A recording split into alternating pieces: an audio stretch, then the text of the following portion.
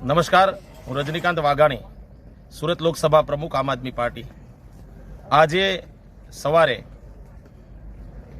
અમારા સુરત મહાનગરપાલિકાના ward number 18ના ઉમેદવાર ગૌતમભાઈ પટેલને ભાજપના લોકોએ ગઈકાલે રાતથી બંધક બનાવી દીધા હતા। એટલે કે એમને રીતસરનું એમનું અપહરણ કરી એમની મરજી વિરુદ્ધ અજ્ઞાત જગ્યાએ લઈ ગયા હતા।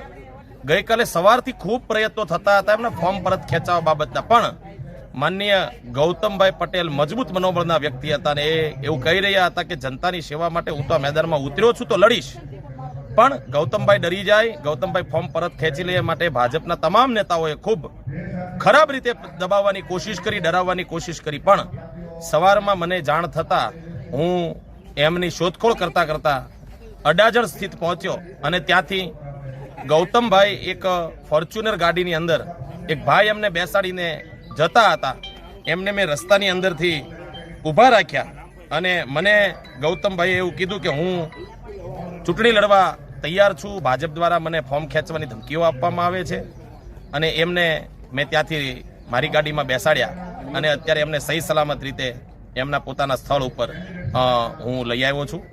અત્યારે આમ આદમી પાર્ટીનો કાર્યક્રમ ચાલી રહ્યો છે, એમાં અમારા ઉમેદવાર ગૌતમભાઈ પોતે પણ હાજર છે। આ ભાજપની આખી આ જે ચાલ છે એ આમ તો ઘણા વર્ષોથી હવે એમની ટેકનિક બની ગઈ છે, પણ એ એક સમયની કોંગ્રેસ હતી કે જેમાં પ્રતિકાર નહોતી કરતી આમ આદમી પાર્ટી છે। આમ આદમી પાર્ટી કઈ દબાશે નહીં, ડરશે નહીં અને તાકાતથી અમે જવાબ આપીશું। એટલે ભાજપના નેતાઓને એના ઈશારે કામ કરતી પોલીસને મારે કહેવાનું છે કે તમે ભાજપના નેતાના ઈશારે ખોટા ધંધા કરવાનું બંધ કરી દો, અમારા ઉમેદવારોને દબાવવાનું બંધ કરી દો। પોલીસ તરીકે તમારી ડ્યુટી અને ફરજ છે, નિભાવો અને સારું કામ કરશો તો અમે સલામ કરીશું તમારી ડ્યુટીને, પણ તમે ટોમી બની કમરે પહેરવાના પટ્ટા જો ગળામાં ઘાલીને આટા મારશો તો અમે એનો જવાબ આપીશું। અમને કાયદા કાનૂન આવડે છે, અમારા કોઈ પણ ઉમેદવારોને દબાવવાની કોશિશ કરી છે તો આમ આદમી પાર્ટી મજબૂતાઈથી એનો જવાબ આપશે। આભાર। ભારત માતા કી જય।